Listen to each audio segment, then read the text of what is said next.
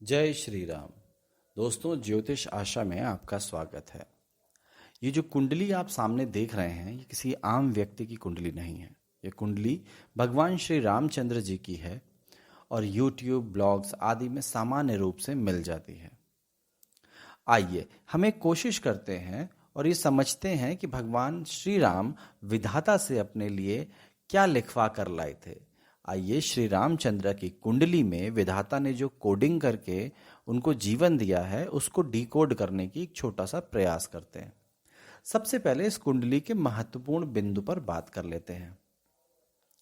दोस्तों, ये कर्क लग्न की कुंडली है जिसमें राशि स्वामी चंद्रमा स्वयं लग्न में उपस्थित है। चंद्रमा के साथ छठे और नवे भाव के स्वामी गुरु बृहस्पति भी उच्च के होकर लग्न में ही विराजमान है।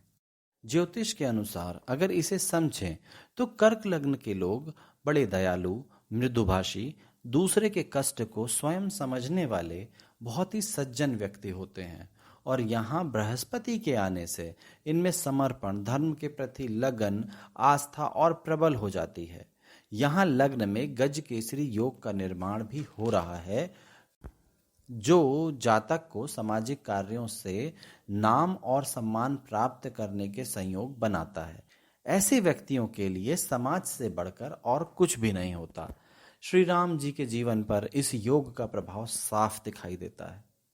इसके बाद दूसरे भाव अर्थात धन भाव की बात करें तो इसका स्वामी सूर्य दशम भाव में मंगल की राशि में उच्च का होकर विराजमान है।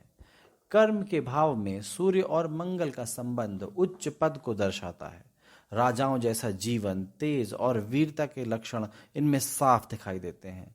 धन भाव से इसका संबंध पैतृक संपत्ति या समृद्ध परिवार की जानकारी भी दे रहा है। तीसरे भाव में कन्या राशि में राहु बहुत प्रबल स्थिति में विराजमान है। ये अतुलनीय बल देता है, बलशाली समूह का साथ देता है, नेतृत्व कराता है।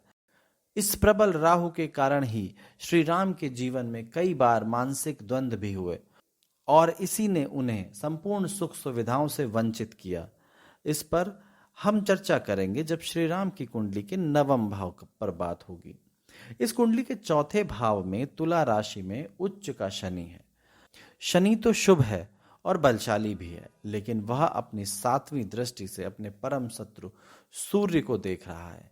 ये 7वें और 8वें भाव का स्वामी है। कुंडली में शनि की इस स्थिति से कभी भी शुभ फल नहीं प्राप्त होता।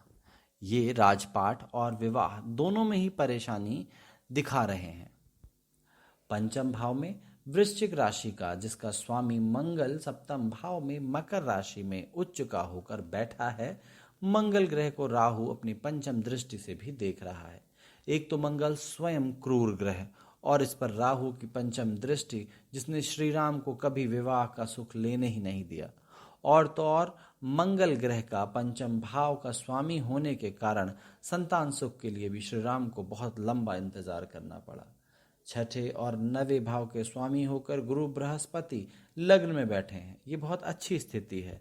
एक आदर्श व्यक्तित्व के लिए लग्न और भाग्य स्थान का ये योग बहुत ही प्रभावकारी है। नवे भाव अर्थात भाग्य स्थान में मीन राशि में शुक्र बैठा है। सुखी जीवन, वैभव आदि के लिए ये बहुत शानदार है, लेकिन भगवान श्री राम की कुंडली में इस स्थान पर राहु की 7वीं दृष्टि है जिससे राम जी के भाग्य और सुख भोगने में ग्रहण लग गया। ये देखा भी गया है कि राज परिवार में जन्म लेने के अलावा कभी भी श्री राम को भाग्य से कुछ नहीं मिला। उनके जीवन का उद्देश्य केवल और केवल एक अच्छे समाज का निर्माण था, जिसके लिए उन्होंने जो भी त्यागना पड़ा त्याग दिया। मजबूत लग्न और वहां कर्क राशि के साथ बृहस्पति और चंद्रमा की युति ने श्री राम को ऐसा समाज के प्रति समर्पित हृदय प्रदान किया। दशम भाव की चर्चा हम कर चुके हैं। 11वें भाव में वृषभ राशि में उच्च का बुध युक्ति, कलात्मक बुद्धि का परिचायक है। तर्क शक्ति और मधुर वाणी से ऐसे व्यक्ति लोगों के दिल में उतर आते हैं। ध्यान से देखने पर पता होता है कि इस बुध की दृष्टि पंचम भाव में भी है, जिससे संतान को लेकर हुए कष्ट बुध की अनुकूल दशा में सही हो जाएंगे।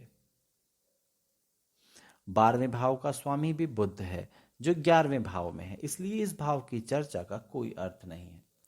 राम जी के जीवन का संघर्ष और कुंडली में उसका कारण, राजकाज का ना मिलना। उच्च का सूर्य धन भाव का स्वामी होकर मंगल की राशि में उपस्थित हो तो ये चक्रवर्ती राजा की कुंडली ही प्रतीत होती है। फिर भी श्री राम को इतने संघर्षों के बाद सत्ता क्यों मिली? इसका कारण 10वें भाव में शनि की 7वीं दृष्टि का होना है। शनि की शीतल, धीमी और अंधियारी छाया ने श्री राम को राजपाट मिलना पूरे 14 वर्ष पीछे कर दिया। श्री राम की जीवन की दूसरी सबसे बड़ी कठिनाई थी पत्नी वियोग। माता सीता को त्यागना उनकी मजबूरी बन गई थी। यह स्थिति भी ग्रह दोष के कारण ही उत्पन्न हुई थी। श्री राम जी मांगलिक थे। उनकी कुंडली के 7वें भाव में मकर राशि में मंगल बैठे हैं। विवाह के भाव से शनि और मंगल जैसे क्रूर ग्रहों का संबंध ही वैवाहिक सुख ना मिलने का सबसे बड़ा कारण बना। संतान वियोग। श्री राम संतान सुख नहीं ले पाए। जब मां सीता ने गर्भ धारण किया, उन्हें राजमहल छोड़कर जाना पड़ा। इस कारण से श्री राम को संतान सुख प्राप्त नहीं हुआ। कुंडली में देखें तो ये समझ आता है कि संतान भाव का स्वामी मंगल राहु की 5वीं दृष्टि से पीड़ित है। इसलिए मंगल ग्रह के प्रभावशाली होने के समय श्री राम संतान सुख नहीं प्राप्त कर पाए। जबकि जब अनुकूल समय आया, मुझे लगता है जब बुध प्रबल हुआ और बुध की 7वीं दृष्टि 5म भाव पर पड़ी होगी, उस समय लव कुश वापस लौट आए और श्री राम के पास पहुंच गए। खैर दोस्तों, ये मेरी एक छोटी सी किंतु बहुत साहसिक कोशिश थी भगवान राम की कुंडली को पढ़ने और विधाता की कोडिंग को डीकोड करने की। अगर इस कुंडली से जुड़े कोई भी प्रश्न आपके मन में है तो कमेंट करके पूछिए, हम उसका उत्तर देंगे। अगर आप चाहते हैं कि हम आपकी कुंडली देखकर उसे डिकोड करें और उसका वीडियो बनाएं तो अपनी जन्म विवरण कमेंट में ज़रूर दे दें। जन्म विवरण में आपको जन्म समय, जन्म स्थान और जन्म तारीख देना होगा। हमसे पर्सनल कंसल्टेशन के लिए 7007012255 पर संपर्क करें। वीडियो को लाइक करें, शेयर करें, चैनल को सब्सक्राइब करें और बेल बटन ज़रूर दबा दें ताकि आपको समय से हमारी सारी वीडियोस की नोटिफिकेशन मिलती रहे। धन्यवाद। जय श्री राम।